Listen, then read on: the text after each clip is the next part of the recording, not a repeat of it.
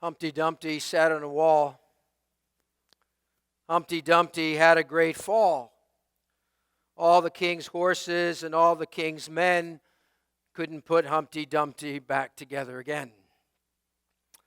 Now, you have to be a little concerned that your pastor, after having a couple of weeks off from preaching, is starting off reciting a nursery rhyme. You say, I hope you have more than that this morning, Pastor. But if you will, I think you'll find that those words right there really describe our plight. Ever since the fall of mankind, we have been attempting to put the pieces of our life back together again. So we search and we search and we search for who knows what. To find happiness, to find significance, to find fulfillment, to find lasting satisfaction, to find meaning in life. And quite frankly, the search is not only exhausting, it's downright frustrating. Our days then become filled with one disappointment after another. Charlie Brown and Linus are talking about their problems in life, and Linus says to Charlie Brown, I guess it's wrong to always be worrying about tomorrow. Maybe we should think only about today. And Charlie Brown chimes in and says, I'm still hoping that yesterday will get better. You know the feeling, right? A Jewish writer spoke of life as a blister on top of a tumor and a boil on top of that. Cartoonist Ralph Barton, who made many laugh, although very successful and in demand, took his own life. He left a note nearby that included these words. He said, I have had few difficulties, many friends, great successes. I have gone from wife to wife, from house to house, visited great countries of the world, but I am fed up with inventing devices to fill up 24 hours of the day.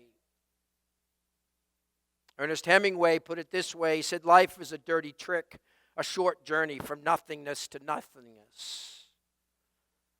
Freddie Mercury, the lead singer of the rock group Queen, who died of AIDS in 91, wrote in one of his last songs, he said, whatever happens, I'll leave it to chance, another heartache, another failed romance. On and on, does anybody know what we are living for?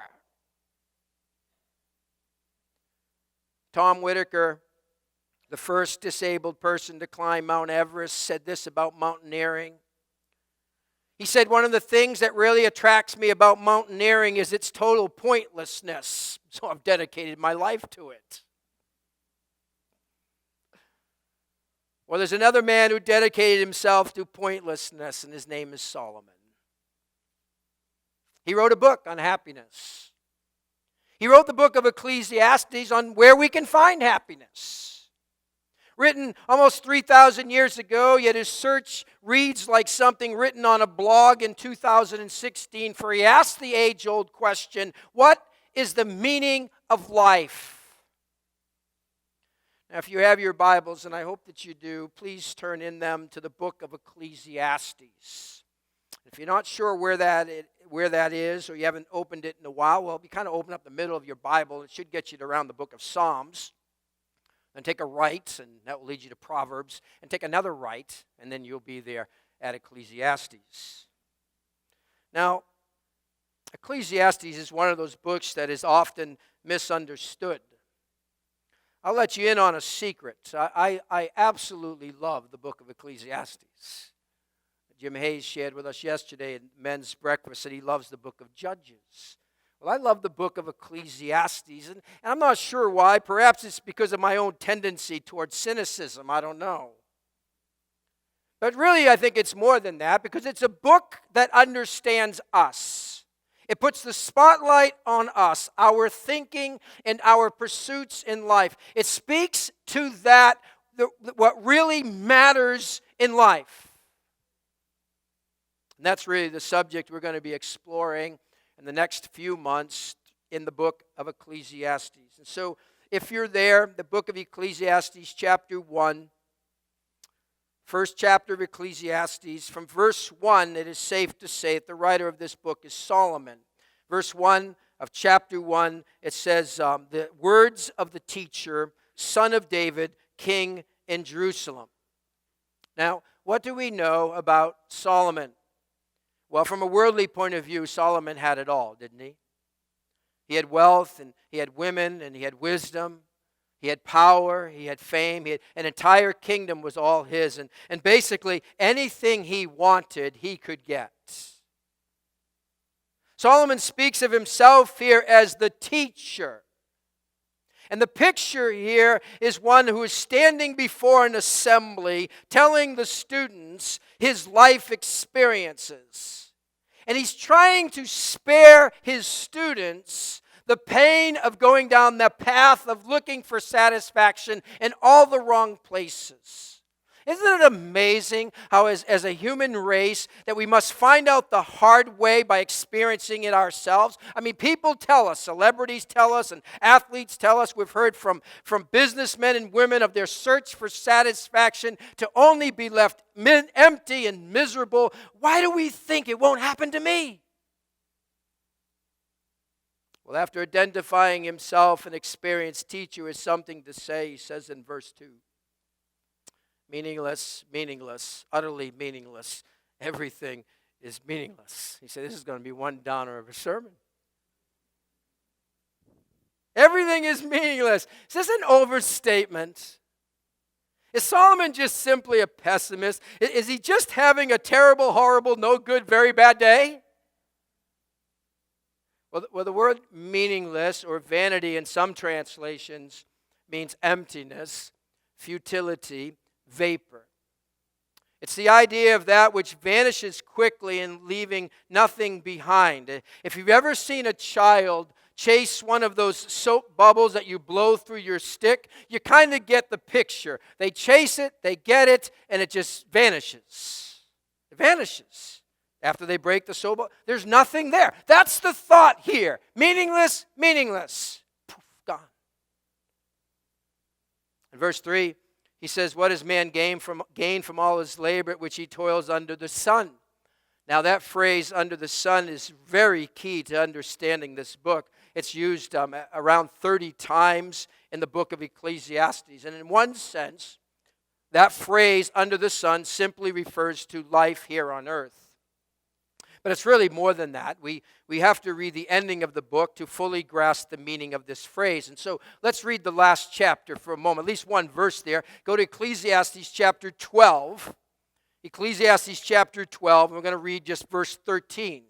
Now I'm going to spend more time on chapter 12 and this verse when we get there at the end of this study, but we really need to see the end here so we can put it all in perspective as we move forward, because it all will make sense if we read the last chapter first. But I'm just going to pick one verse because I think it really summarizes what we're going to see here, his conclusion. It's really Solomon's conclusion on his search for meaning to life. Verse 13, Ecclesiastes 12, verse 13. He says, now all has been heard, which he means all that he wrote in this book. Here is the conclusion on the matter. Fear God and keep his commandments, for this is the whole duty of man. What's his conclusion? Fear God, honor God, reverence God, and obey him. This is where we find happiness, right there. When you live to honor God and live by his principles, it's then you discover happiness and fulfillment and meaning in life. See, God wants us to enjoy life, but a life centered in him. It's the familiar words of the Catechism. The chief end of man is to glorify God and annoy him forever. I almost said it because someone joked that way before. No, it's and enjoy him forever. Sorry about that. That's not even a Freudian slip. It's just, I don't know where it came from. Glorify God and enjoy him forever. Or as Piper aptly puts it, it's to glorify God by enjoying him forever.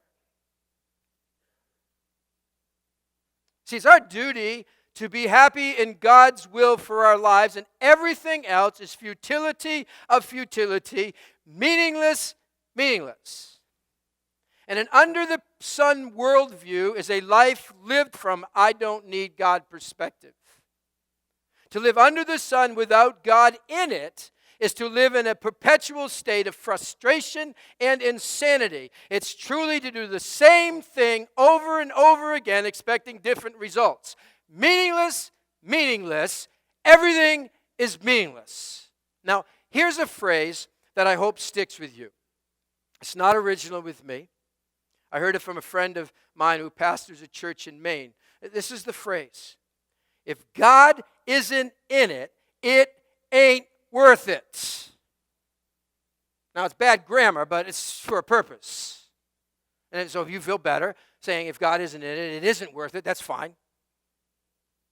If God ain't in it, God isn't in it, it ain't worth it. God isn't in it, it ain't worth it. That's the point of Ecclesiastes right there. So with that in mind, go back to chapter 1. Ecclesiastes chapter 1, and beginning with verse 4, down to the end of the chapter, Solomon gives us the facts of life. And he's going to first look at nature, then he's going to look at history, and then he's going to look at education.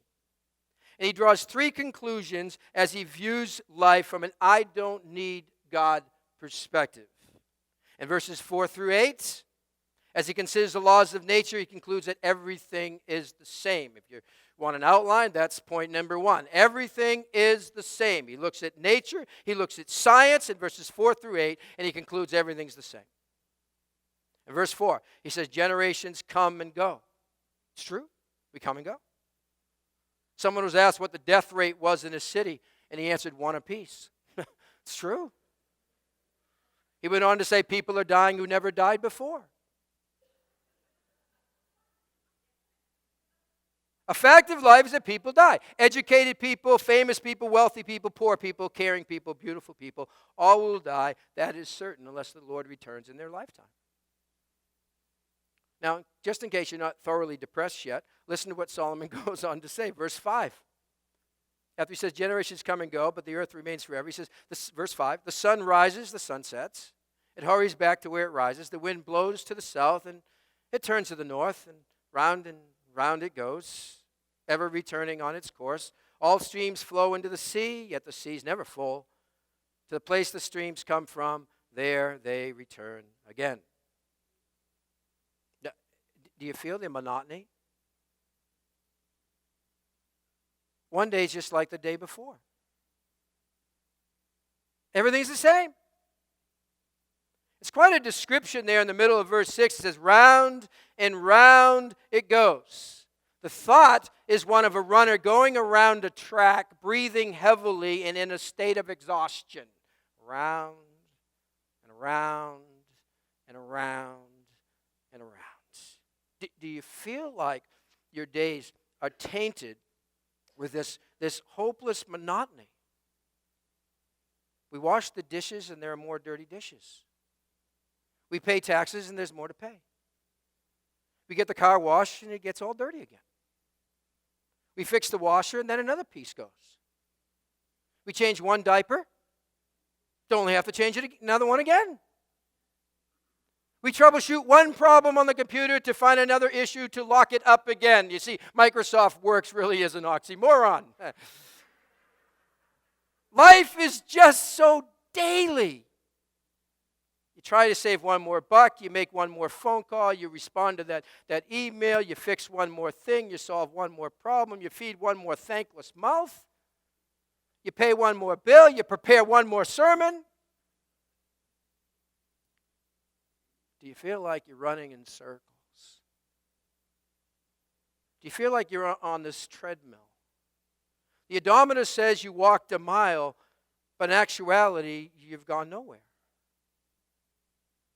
Everything's the same. My demanding boss, my difficult spouse, my wayward teen, my controlling parent, my lonely circumstances, and quite frankly, you say, I'm tired of it. That's the key word here, tired. If God isn't in it, it ain't worth it. And it only ends up in weariness. That's exactly what Solomon surmises in verse 8. He says, all things are wearisome, more than one can say. The dissatisfaction is beyond words. Solomon is tired of the same old stuff. Do you get that way? We do. Oh, if only my house was bigger. If only I had that new computer. If only I was better looking. If only, if only, if only. As one spouse put it, I married an ideal, I got an ordeal, and I want a new deal. See, once we tire of the same old stuff, loved ones, the trap is set. We want a new deal. And I have seen, and you have seen it too, countless times, this in the Christian community. A follower of Christ gets tired of the apparent sameness of his Christian experience, so he looks for new experiences. And sadly, the Christian market is more than willing to oblige. Believer, when life feels monotonous, hear me, watch out. Watch out. Because everything's the same. We're tempted to look for something new and exciting and search for who knows what. And we are left spiritually confused and empty inside. Why? Well, Solomon turns to history. He draws a second conclusion about life under the sun. Not only everything's the same, but nothing's new. Nothing's new. Follow along as I read verses 9 through 11. He looks at history here and he concludes nothing's new. Verse 9. He says, what has been will be again. What has been done will be done again. There is nothing new under the sun. Is there anything of which one can say, look, this is something new? It was here already long ago. It was here before our time. There was no remembrance of men of old. And by the way, that really should be translated, no remembrance of what people have learned in the past. We don't remember the things people learned in the past. That's why we keep repeating the same things. But there's no remembrance of men of old, and even those who are yet to come will not be remembered by those who follow. Nothing's new. Nothing's new. I mean, has Solomon lost his mind here? I mean, what about the atom bomb? What about the telephone? What about electricity and microwaves and iPads? iPhone 6, that's new. It will be replaced this year with iPhone 7. One pastor put it this way, newness is repackaged oldness. What has been will be done again. There is nothing new under the sun. The things people have discovered in the past, have you found out? They aren't even remembered today. I remember in 7th grade talking to a salesperson who looked at me and said, 8-tracks are here to stay. Now, if you don't know what an 8-track is, that's my point. Some of you going, 8-track? What's an 8-track? After the Wright brothers started flying, it was said birds have been doing this for years. Someone put it this way, the craft we call modern, the crimes we called new, John Bunyan had them typed and filed in 1682. See, there are recent discoveries, yes, but they're not original with mankind because people can't create anything. Only God can. And He's given us a whole world to explore. So explore on. But in all our findings and in all our very advanced technological age, we really can still say there's nothing new under the sun. And the point Solomon was really making here is as helpful as these improvements are to our lives, none of them can contribute anything new to our lives. In 1969, man walked on the moon for the first time, and by 1980, it was said, sure, we can walk on the moon, but there's nothing to do there but look at the earth. That's really what Solomon is getting at, about nothing new under the sun. There's nothing new in terms of adding meaning to my life. Who are we? Why we're here? That hasn't changed. Nothing new under the sun. I mean, are the answers to life's problems found in technology? Is it found, the answers to life's problems, are they found in modern psychology? Or in the advances in science and medicine? I mean, all that we know today, are we any closer to knowing the meaning of life? Solomon says, nothing new. Listen, don't worship at the feet of newness. Don't worship at the feet of newness. The latest, the best, the newest, the most popular may bring some temporary relief, but it also likely will end in great heartache and pain. Yet, isn't that exactly what the world of advertising and even that package and Christian wrappings feeds? You need this. I thought I was content with what I had, and then I looked over and saw, I could have that. I'm not content in this anymore. I want that. That's newer. That's better. That's latest. I need to have that one. Right? We fall for it all the time.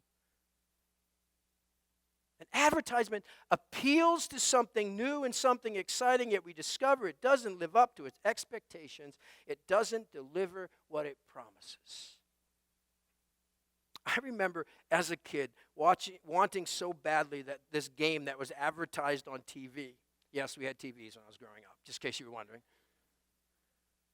Do you remember, some of you might, those electronic football games? You place your players on this board, you plug it in, you turn it on, and on TV, it showed the quarterback throwing this beautiful pass to his receiver. On TV, it had the running back with the ball move on this vibrated board all the way to his end zone. On TV, it showed the kicker kick the ball right through the uprights. And I wanted that so badly. I got to have that. On Christmas, I received this gift. I mean, I couldn't wait to open this package up and play the game. I plugged in the game. I set my guys up on this board. I put the ball under the runner's back's arm, and I turned on the power. Oh, the board vibrated, and my running back moved in the opposite direction, away from my end zone. It was nothing but chaos. The game was a bust. My quarterback threw the ball at his feet. My kicker never came close to kicking a field goal. I mean, the game was a joke. I was disappointed. It was my introduction to the world of advertising and that it cannot deliver on what it promises. Can't. Oh, but we fall for it. Now, the newest thing for you may not be that disastrous, but honestly, did it really add any meaning to your life? Really? Did it satisfy the deep craving inside? Did you go, this is it. It satisfied it. I'm good. It's permanent. Did it really deliver what you had hoped? No, everything's the same. There's nothing new. And Solomon, after looking at nature and after looking at history, turns to what many turn to for answers: education. And in verse 12, we find Solomon's mission statement. He says, I devoted myself to study and to explore by wisdom all that is done under heaven. See, he had the time, he had the resources, he had the wisdom to investigate everything under the sun. And the word he uses here of devoting the study of is an exhaustive investigation. He would study it, meaning he would search deeply into the root of things and search thoroughly all sides of the subject. He held nothing back in his pursuits. That's what he's saying. Now follow along as I pick it up in the middle of verse 13. The middle of verse 13, really the end of verse 13, it says, what a heavy burden God has laid on men. Verse 14. I've seen all the things that are done under the sun. All of them are meaningless, a chasing after the wind. What is twisted cannot be straightened. What is lacking cannot be counted. Now notice verse 15 states clearly we cannot straighten what has been twisted. We cannot permanently fix ourselves. We cannot permanently fix the problems in this world. We cannot permanently fix others, and that can be at times absolutely maddening. And then we think if we just had more information, If we are more educated about the subjects, that's the world's approach here. We just got to get you to know about it, then you won't do it anymore. How's that working? We think that we have more education, more information, all is going to be well. But listen to what Solomon has to say about that. Verse 16. He says, I thought to myself, look, I have grown and increased in wisdom more than anyone who has ruled over Jerusalem before me. I have experienced much of wisdom and knowledge. Then I applied myself to understanding of wisdom, also of madness and folly. But I learned that this too is a chasing after the wind. For with much wisdom comes much sorrow. The more knowledge, the more grief.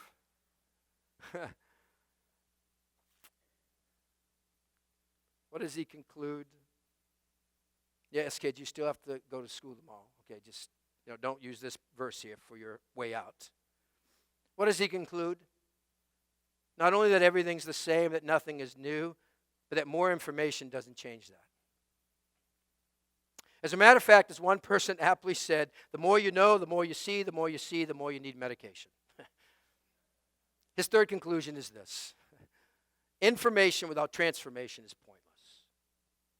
Information without transformation is pointless. Yet so many today worship the God of education.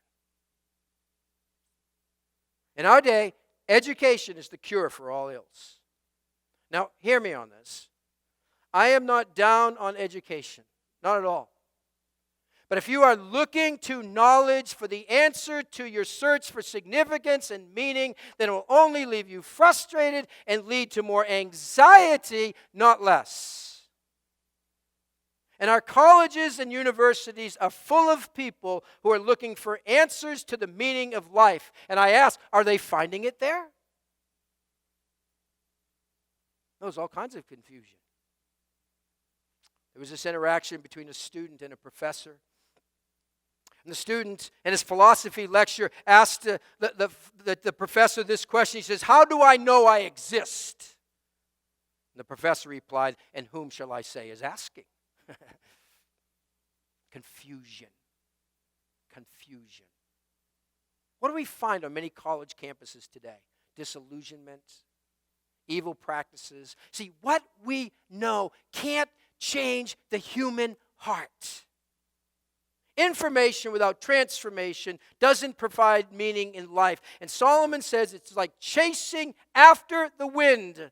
Chasing after the wind. It's a very familiar phrase here. He uses it 9 times in this book. Twice in this section right here. Chasing after the wind. Now, suppose you drive by my house later on today and you notice that I'm outside in the yard and I'm going like this. Okay, you have to ask, right? Pastor, what are you doing? Oh, I'm trying to catch the wind. And you'd think, yeah, okay, I knew it would happen. He's finally lost it. How silly. Jason, I'm going to get it. I got it. No, I got it. We can't get it. We keep trying. How silly to be chasing the wind. It's ridiculous. It's just as ridiculous when we try to find our significance and happiness and some achievement on this earth apart from God, and we just keep going like this, and we can't grab it. Yet many live their lives trying to catch the wind. And restlessness abounds, so the search continues. Oh, that drink may relax you for a moment, but it can't fill the restlessness inside. Money may quiet your nerves for a season, but it can't truly buy you happiness. Nothing can fill that, not the best mate, an Ivy League school, not that trophy, no church can fill that need within. No amount of religious activities or regular doses of the cyber fun or video games or some relationship that you go after and one relationship after another, any other pleasurable activity, nothing can fill that hole within. Only God can fill that. And if we try to put anything else in there, it won't fit. In June 2005, 60 Minutes correspondent Steve Croft interviewed Tom Brady, and at that time, he won 3 Super Bowls. And he was asking Brady about the whole experience of winning 3 Super Bowls and its effect it had on him as a person. Now listen to these words. Brady said this: "Why do I have 3 Super Bowl rings and still think there's something greater out there for me? I mean, maybe a lot of people would say, hey man, this is what it is. I reached my goal, my dream, my life. Me, I think, God, it's got to be more than this. I mean, this can't be what it's all cracked up to be. I mean, I've done it. I'm 27, and what else is there for me?" And the interviewer then asks this question, well, what's the answer? And Brady says, I wish I knew. I wish I knew. I think there's a lot of other parts about me that I'm trying to find. You can Google that. That's an accurate interview. But I ask, do you know the answer to the quest God put into you? I want to leave you with 3 points of application here. Got to get to this. First of all, first point of application is let your quest for meaning and significance lead you to God. Let your quest for meaning and significance lead you to God. You see, we were made by God, and He put in us the pursuit for meaning in life. And meaning in life begins with a creator. If you do away with creation and you do away with a creator, you've done away with meaning in life. As it's been said, life under the sun is futile without a relationship with the one who made the sun. So I ask you, are you right with God? We can achieve much. I mean, we can be good at all that we do. We can be smart, and we can be rich, and we can be popular, and we can be famous. We can be beautiful. We can bench press nearly double our weight. We can be gifted. We can win the lottery. It's a big number right now. But if God isn't in it, it ain't worth it. We will never be satisfied until we meet Jesus and we have a deeper relationship with the one who made us. Do you know Him? I mean, do you really know Him? Or are there God substitutes in your life that you need to finally put away? Are you addressing the matters of the soul? Are you feeding your soul? Let your quest lead you to God. Secondly, be content with your lot in life. It's a tough one. Be content with your lot in life. When it said back in verse 8,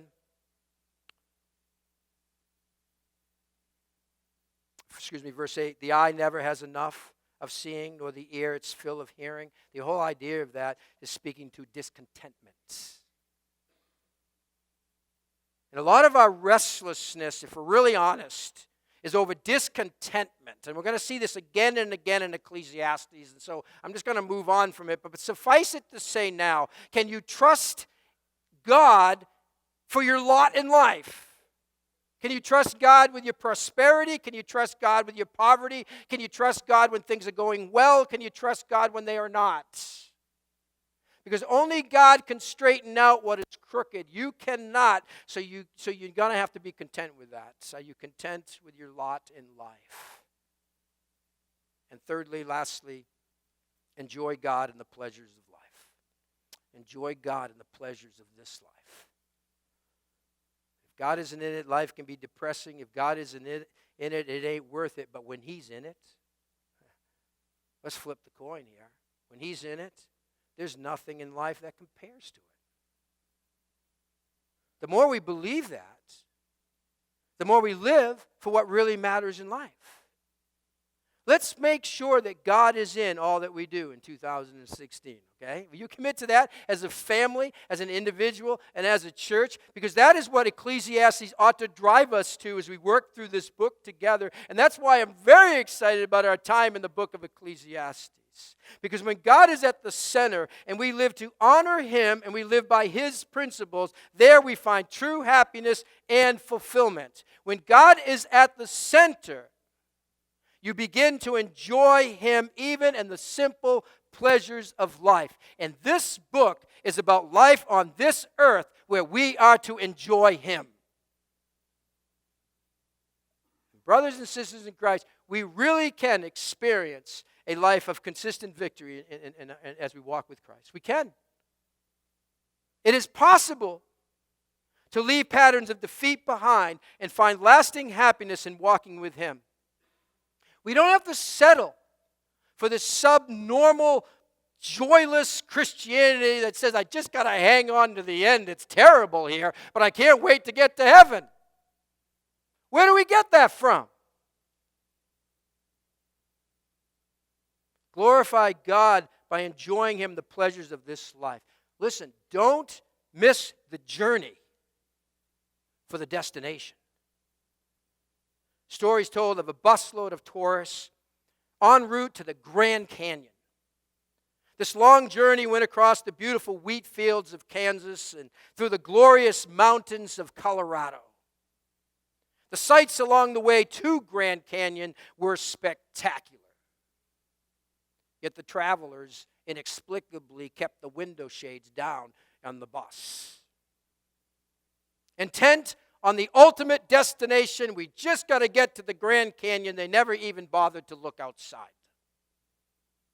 As a result, they spent their time bickering with each other and arguing over who has the best seat and this and that and who's taking too much time in the bathroom and all kinds of things they bickered about. You know, the church can resemble such a bus. We can miss the journey for the destination. Yet the Bible has far more to say about how to live during the journey than about the ultimate destination, does it not? And perhaps, if we just enjoyed God more in our travels and enjoyed life centered in Him, then we would not find life so maddening, people so annoying, and continue searching for who knows what for happiness and meaning in life. For the one who knows God, it should never be meaningless, everything is meaningless. We have a reason to live life to the fullest. We don't have to settle for a joyless, meaningless existence as we trudge through life. But we have to fight through it, that nothingness. It's a song by Matthew West says, just okay is not enough. Let me fight through the nothingness of this life. How do we fight through the nothingness of this life? Keep God at the center. Enjoy Him. Keep Him in all we do. Because if God isn't in it, say it with me, it ain't worth it. Let's pray. God, help us to really believe that. Not forget it as soon as we walk out through those doors. I'm prone to it. And everyone in this room has that tendency to start looking for meaning in the wrong places. When you said the one thing we find it is in Jesus Christ, it's as we gaze upon the beauty of our Lord, as we fix our eyes on Him, as we deepen our relationship with Him, that is where we find meaning in life. God, help us, drive us to that place. May we repent over the wrong places we have looked and tried to plug into for satisfaction, meaning, and happiness. May we find it only in You. God, we give to You in response to who You are and what You have done and are doing in our lives. We love You, and we offer our gifts to You this morning. In Jesus' name, amen.